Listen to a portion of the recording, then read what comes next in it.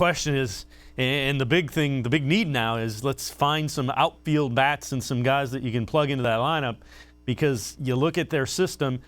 Number one, they're not going to be able to go out and sign any free agents. If you're shedding money through trading Lindor and potentially Carrasco, you're just not going to sign free agents. And there isn't anybody that jumps out in that system. I know there's Nolan Jones, but he's probably still a full year away from where you'd like him to be. There's nobody that comes to mind that you're going to plug in and say, hey, this guy's going to help our offense significantly. Right. You bring up Nolan Jones, their number one prospect.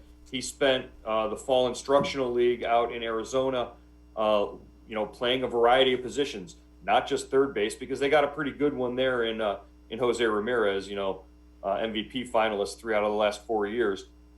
Nolan Jones is going to have some positional flexibility if he wants to play in the majors in 2021. That means trying out at first base, trying out in the outfield, maybe right field or left field. That's what he did out in Arizona in the fall. The bat is there. The ability to get on base and walk is there. We saw flashes of that during the summer training camp in Cleveland when he was here. But Nolan Jones, don't expect to see him. If you're going to see him in 2021, it's not going to be until mid to late May in Cleveland, because Terry Francona does not like to bring rookies straight from Arizona to the cold spring months at Progressive Field. As far as finding a bat out there, you're going to see a lot of the Domingo Santana types. Take a flyer on a guy for a minor league contract or a major league minimum deal, and see if he works out. Much like you did Hanley Ramirez, other guys just trying to inject some, sort of pop into the lineup in some way. Well, and Joe, to go along with that, a positive in that thought is there are a lot of guys that will be willing to come to the Indians to play because they want to play for Terry Francona. Now the question is, how do you hit on those darts that you have to throw with those guys?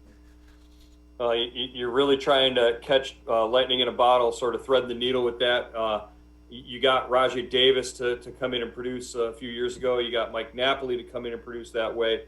So those veteran guys who buy into Terry Francona's philosophy and want to come here and not just be a good clubhouse guy just to bring along the younger talent that they have, but also aren't really hurting you in the lineup with 130 strikeouts in a season or whatever.